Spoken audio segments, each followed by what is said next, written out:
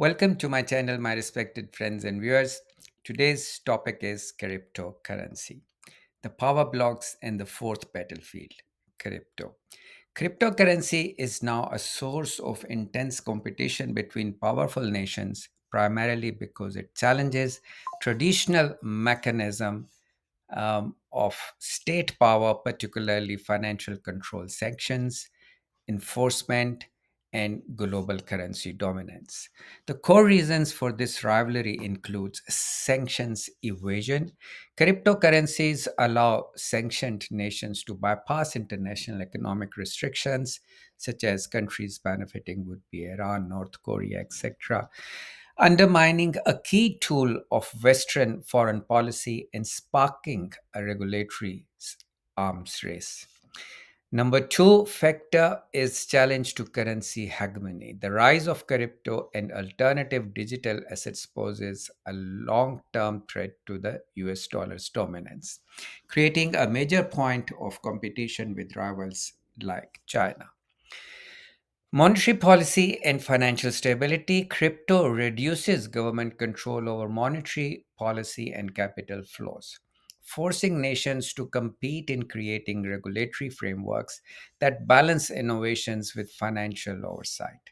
National security and illicit activities. The anonymity of crypto raises concern over its use for money laundering and terrorism financing, leading to a race for advanced tracking capabilities and cyber warfare tools. Technological leadership. Nations are competing to become the leading hub for blockchain and financial tech, as this is seen as crucial for future economic competitiveness and attracting capital. Finally, energy and resource control. Large scale cryptocurrencies mining, making energy resource and technological infrastructure a direct part of geopolitical competition, as we had discussed previously. So, let's begin today's journey. Cryptocurrency, the weaponization of money. Cryptocurrencies are decentralized digital assets designed to operate outside the control of central bank and governments. They represent a direct challenge to US dollar's hegemony and the global SWIFT financial messaging system. For the first time, nations and corporations can engage in large scale cross border value transfer with limited intermediary oversight. This has turned crypto in a strategic geopolitical tool. If blockchain is the battlefield, then cryptocurrency can be considered as the weapon. We have moved from the ledger itself to the native assets that powers it. Crypto was born as a libertarian challenge to state controlled money, but it has been co opted into a key instrument in its geopolitical arsenal.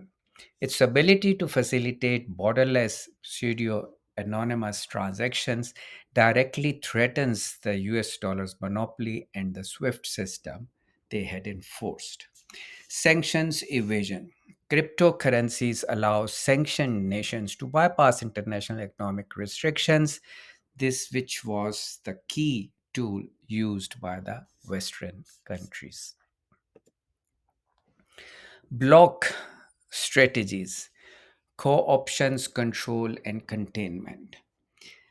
Each block strategy, such as the BlackRock Consortium or the China-led Sphere or the European Union, their core nature, BlackRock, for instance, consortium isn't trying to destroy crypto, they are trying to own it by creating ETFs and custody services. They are bringing it into their balance sheets, turning a rebel assets into just another product.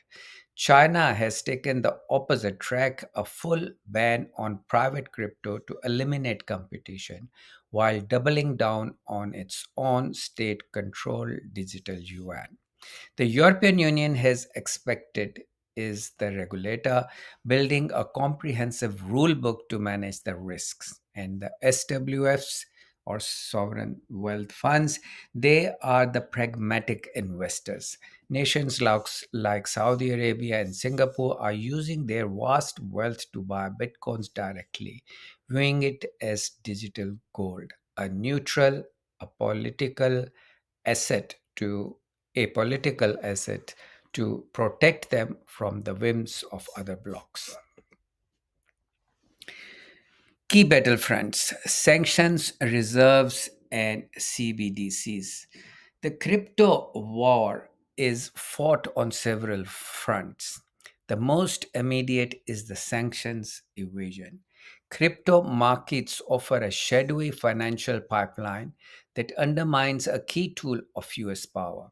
Then there is monetary sovereignty. Why hold dollar if you can hold a neutral global asset like Bitcoin?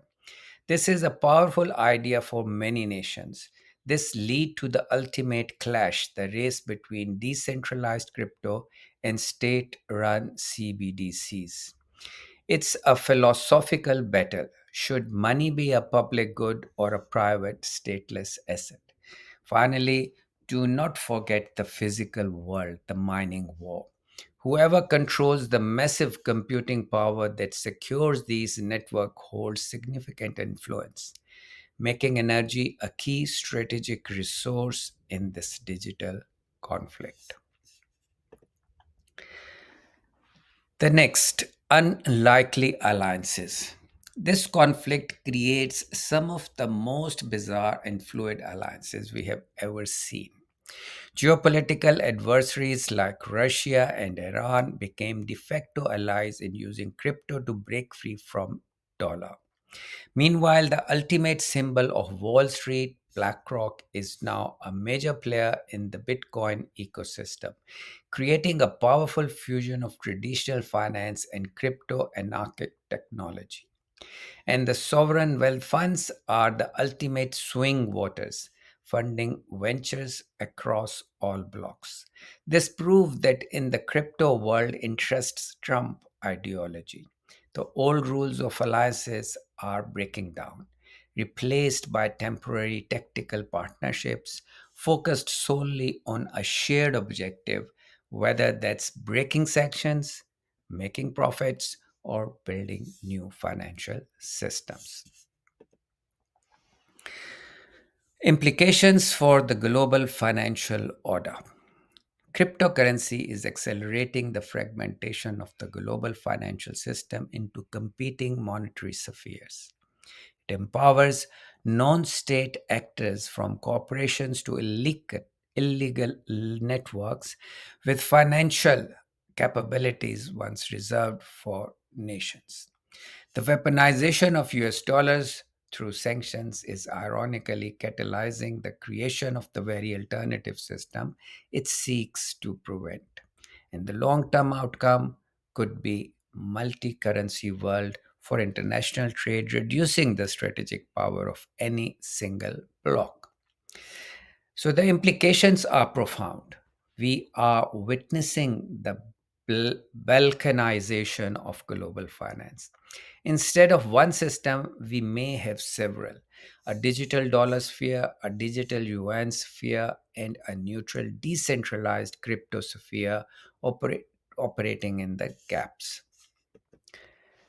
This empowers non state actors enormously, giving them a global financial toolkit. There is a deep irony here. America's use of the dollar as a weapon is the primary marketing campaign for crypto, pushing rivals to find alternatives. In the long run, this could lead to a world where no single currency is dominant. International trade would happen across multiple digital channels, fundamentally diluting the financial power that has underpinned US hegemony since World War II.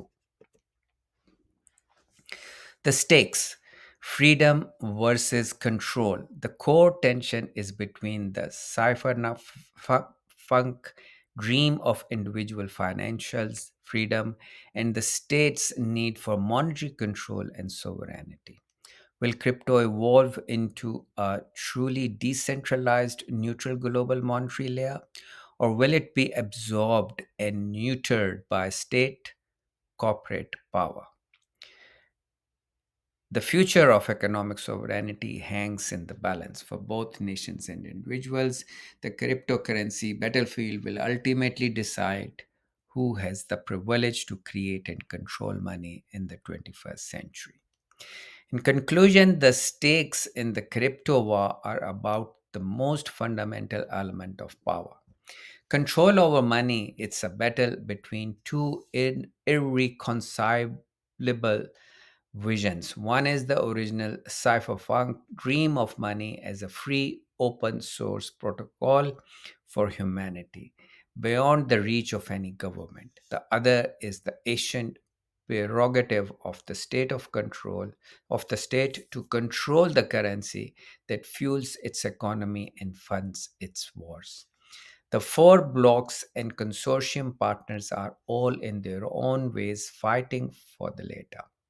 They may use the technology, but they aim to control the outcome.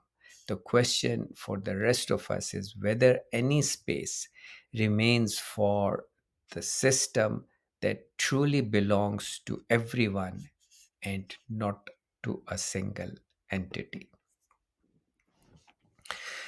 References, those have been used, are in front of you on the screen. Please feel free to dive into them for further enriching your information. Till uh, the next vlog, will end my vlog here. You look after yourself and stay healthy till we meet again. Bye bye for now.